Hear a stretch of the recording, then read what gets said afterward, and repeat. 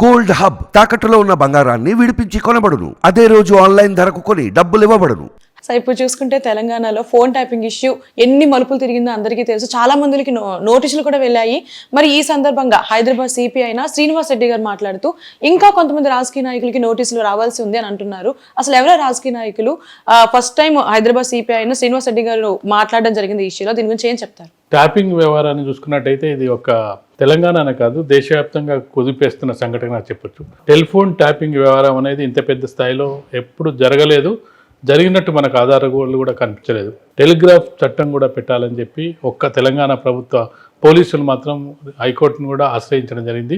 ఇప్పటివరకు దేశంలో telegraph act అనేది ఇప్పటివరకు పెట్టలేదు. అంటే ఎంత పెద్ద ఎత్తున టెలిఫోన్ ట్యాపింగ్ అనేది జరిగిందనేది మనం రోజు రోజుకు ఒక్కొక్క విషయాన్ని బయటకిస్తుంటే అందులో ఒక టెలిఫోన్ వ్యవహారం అనేది ఒక రాజకీయ నాయకులే టార్గెట్ కాదు, వ్యాపారవేత్తలు, సినిమా తారల్ని, అలాగే నిన్ననే ఒక వ్యాపారవేత్త నా ఆస్తులన్నీ ట్రాన్స్ఫర్ చేయి, షేర్లన్నీ ట్రాన్స్ఫర్ చేయి అనేది ఒక కంప్లైంట్.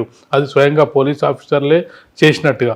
పోలీస్ ఆఫీసర్ల ఇన్వాల్వ్మెంటు కేవలం రాజకీయ నాయకులు ఎంతవరకు ఇన్వాల్వ్ అయ్యారు, దేనికోసం ఇన్వాల్వ్ అయ్యారు అనేది ఒక చర్చ అయితే, పోలీస్ ఆఫీసర్లు ఎవరైతే ఇప్పుడు దాదాపుగా 10-12 మంది ఇన్వాల్వ్ అయినట్టుగా మనకు అరెస్ట్ అయిన వారిలో ముఖ్యంగా చూసుకున్నట్టయితే ప్రణీత్ రావు తోటి ఇది ప్రారంభమైంది. అక్కడ ప్రారంభమైంది ఈ టెలిఫోన్ ట్యాపింగ్ వ్యవహారం. తర్వాత తిరుపతి అన్న ఇట్లాంటి వాళ్ళు, అది చివరికి రాధాకిషన్ తోటి మొత్తం అసలు ఏం జరిగింది ప్రభుత్వంలో అని చెప్పుకుంటూ వచ్చే ప్రయత్నంలో ఇప్పుడు ఒక్కొక్కరుగా బాధితులు ఎవరైతే ఉన్నారో వాళ్ళందరూ కూడా బయటకు వచ్చి మా టెలిఫోన్ ట్యాపింగ్ చేయడం జరిగింది, మమ్మల్ని బ్లాక్మెయిల్ చేయడం జరిగింది, మా ఆస్తులు రాయించుకోవడానికి ప్రయత్నం చేయడం జరిగింది అంటూ ఒక్కొక్కరుగా బయటకు వస్తున్న నేపథ్యంలో రాజకీయ పార్టీల నాయకులు ఎందుకు చేశారనే పాత్ర ఇప్పుడు నెక్స్ట్ వచ్చే అవకాశం ఉంది. రాధాకిషన్ రావు చాలా విషయాలను బయటపెట్టడం జరిగింది. ఆయన బయటపెట్టిన విషయాలు కేవలం ప్రభుత్వాన్ని కాపాడడానికి ప్రభుత్వం తరపు నుంచి మాత్రమే చెప్పడం. కానీ బాధితుల నుంచి వస్తున్న ఈ బ్లాక్ మెయిలింగ్ చూస్తే అది ప్రభుత్వంతో అధికారులకు, పెద్ద అధికారులకు సంబంధాలు ఉందా లేవా అనేది అది మరొక అంశం. కానీ ఇక్కడ రాధాకిషన్ రావు రిమాండ్ రిపోర్ట్లో చెప్పింది ఏంటంటే, మేము ప్రభుత్వాన్ని ఎక్కడ ఉప ఎన్నిక జరిగినా ఉప ఎన్నికల్లో అధికార పార్టీ గెలిచే విధంగా వ్యూహాలు రచించినాం. అనుగుణంగానే ప్రత్యర్థుల కదలికల్ని మేము అంచనా వేస్తూ వాళ్ళు డబ్బు సహాయం అందకుండా వాళ్ళ డబ్బు పట్టుకోవడం, ఎవరైతే అధికార పార్టీకి చెందిన అభ్యర్థులు ఉంటారో వాళ్ళకి మా వాహనాల్లోనే డబ్బు తరలించడం, ఇలాంటి కార్యక్రమాలన్నీ మాకు పెద్దవాళ్ళు చెప్తేనే చేశామని చెప్పడం జరిగింది. ఆ పెద్దవాళ్ళ పేర్లు కూడా ఇప్పటివరకు అరెస్ట్ అయిన ఎవరైతే పోలీసులు ఉన్నారో అధికారులు, ఉన్నతాధికారులు, రాజకీయ నాయకుల వాళ్ళ పేర్లు బయటకు పెట్టలేదు. సిట్ బృందం దగ్గర ఏమైనా ఉన్నాయో కానీ ఇప్పటివరకు అయితే బయటకు లీక్ అవ్వలేదు. దానికోసం టెలిఫోన్ ట్యాపింగ్ వ్యవహారం కోసం రాష్ట్ర ప్రభుత్వం స్వయంగా ఒక సిట్ని ఏర్పాటు చేయడం జరిగింది. అధికారుల వరకే, ఆ అధికారులు ఎవరు, పోలీస్ అధికారుల వరకు ఎవరో అరెస్టులు అవుతున్నారు.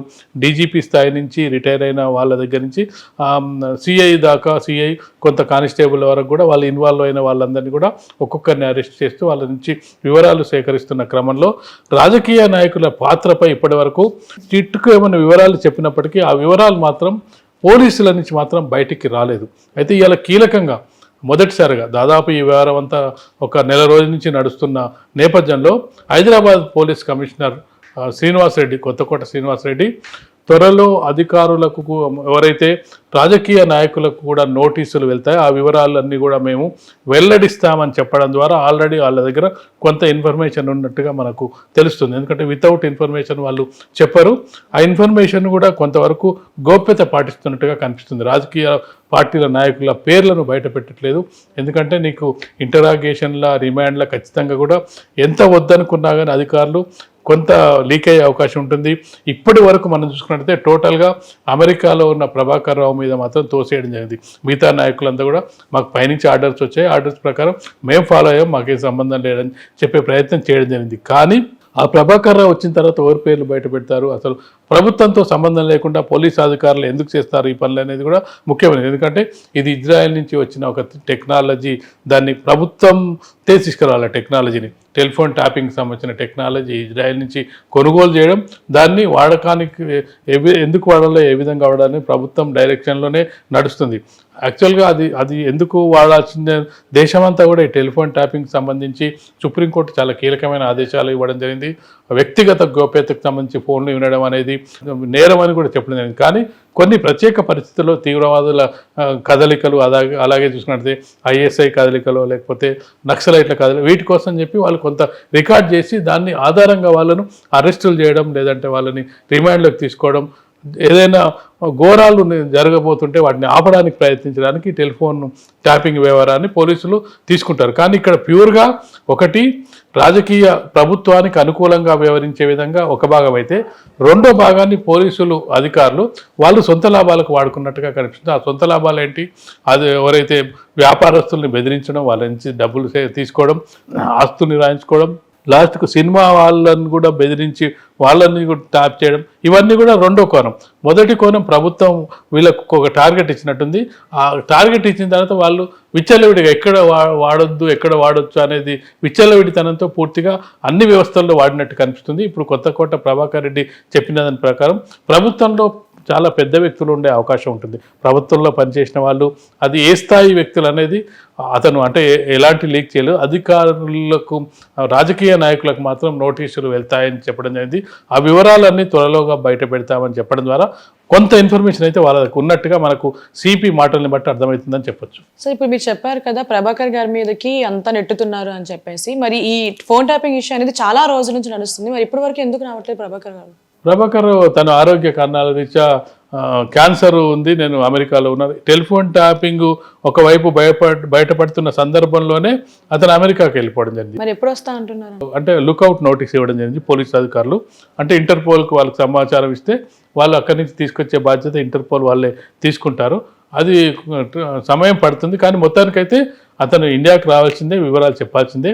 కాకపోతే ఈ లోపు అంటే ఏదైనా ఒక ఇష్యూను కొంత డ్రాగాన్ ఎందుకు చేస్తుంటారని, ఎవరైనా రాజకీయ పార్టీ నాయకులైనా, ఒక పెద్ద అక్కడ నిందితులుగా ఉన్న వాళ్ళైనా, వాళ్ళ మీద అభియోగం మోపబడిన వాళ్ళైనా కొంత డ్రాగాన్ ఎందుకు చేస్తుంటారంటే, కొంత ఈ టెంపో తగ్గిన తర్వాత వద్దాం అంటే మనం అనుకుంటాం కదా, ఇప్పుడున్నది రేపుండదు, ఎల్లుండదు అనుకుంటాం కదా. ఇప్పుడు కవిత విషయం ఉంది, కవిత అది అరెస్ట్ కానంత వరకు అరెస్ట్ కాలేదు అని చెప్పి ఒక సంవత్సరం అంతా అన్ని పేపర్లు కోడే కూర్చున్నాయి. బీజేపీ బీఆర్ఎస్ ఒకటే, కవితను అరెస్ట్ చేయట్లేదు, కవితను అరెస్ట్ చేసి ఏమైంది, అరెస్ట్ చేసిన తర్వాత అది అసలు పేపర్లో వార్త కూడా అవ్వట్లేదు. నిజంగా దాని గురించి పెద్ద కాన్సన్ట్రేషన్ కూడా ఎవరు పట్టించుకోవట్లేదు. అసలు ఈడీ అరెస్ట్ చేసింది, సిబిఐ అరెస్ట్ చేసిన విషయం కూడా ఎవరికి తెలియదు. సిబిఐ వాళ్ళు చెప్పేంత వరకు కూడా మేము కూడా అరెస్ట్ చేసినాము అని చెప్పేంత, అదే కనుక ఈ వార్త లేనట్టయితే ఆ వార్త వెంట మీడియా పడేది. అందుకే ఏంటంటే వార్త ప్రాధాన్యత ఎప్పుడు కూడా తగ్గుతుంటుంది, ఆ సీరియస్నెస్ కూడా తగ్గుతుంటుంది. మనమే ఎవరి మీద కోపం ఉందనుకో, ఆ గంటకున్న కోపం మరో గంటకు ఉండదు, తర్వాత తెల్లారి ఉండదు, ఆ తర్వాత ఇంకా తగ్గుతుంటుంది. ఆ విధంగా ఆ సీరియస్నెస్ తగ్గే వరకు ఆయన వెయిట్ చేస్తున్నట్టుగా మనకు కనిపిస్తుంది. ఈలోపు ఒక పెద్ద విషయం కొత్త విషయం వచ్చిందనుకో, ఇది కొంతవరకు వెనకబడే అవకాశం కూడా కనిపిస్తూ ఉంటుంది. ఇప్పటి వరకు పోలీసులకి నోటీసులు పంపించారు, తర్వాత రాజకీయ నాయకులు అలా కొంచెం తగ్గుముఖం పడితే, రాజకీయ నాయకులకు నోటీసులు రావాలంటే వీళ్ళు రాజకీయ నాయకుల పేర్లు చెప్పినట్టుగా మనకు కనిపించట్లేదు. అయితే సిపి చెప్పిన దాని ప్రకారం ఏంటంటే కొంత ఇన్ఫర్మేషన్ ఉన్నట్టుగా ఉంది.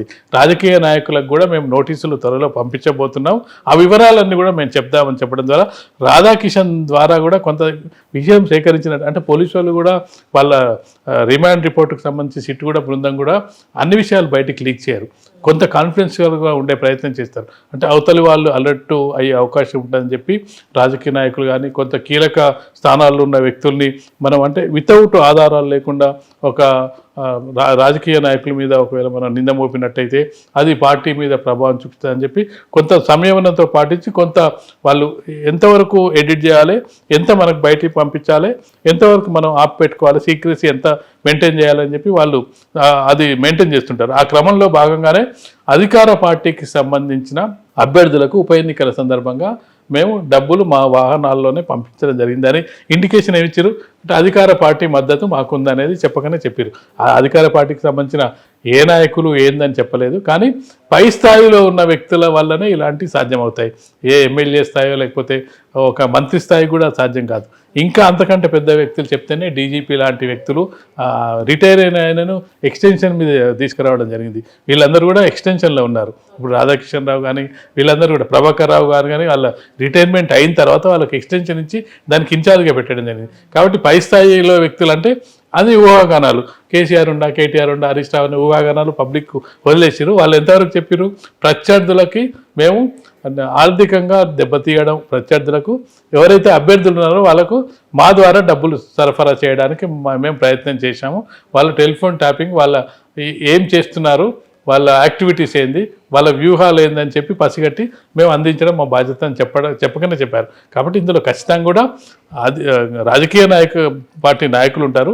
రాజకీయ పార్టీ నాయకులు అనే కంటే కూడా అధికారంలో ఉండి కీలకంగా చక్రం తిప్పిన వాళ్ళు మాత్రమే ఉంటారు. మిగతా అందరికీ సాధ్యం కాదు. ఎందుకంటే నీకు పోలీసు వ్యవస్థ, డీజీపీ ఈ వ్యవస్థలు ఉన్నప్పుడు అంత ఈజీగా నీకు వాళ్ళు వినే పరిస్థితి ఉండదు. నీకు అధికారంలో ఉన్న వాళ్ళు చెప్తేనే వినే పరిస్థితి ఉంటుంది. కాబట్టి ఖచ్చితంగా సిపి శ్రీనివాసరెడ్డి చెప్పిన దాని ప్రకారం ఇప్పటివరకు అతను బయటికి కూడా రాలేదు. ఖచ్చితంగా రాజకీయ పార్టీలకు సంబంధించిన వ్యక్తులకు సంబంధించిన కొంత సమాచారం వాళ్ళ దగ్గర ఉంది. ఆ ప్రభాకర్ రావు వచ్చిన తర్వాత మరింత సమాచారం వచ్చే అవకాశం ఉంటుంది.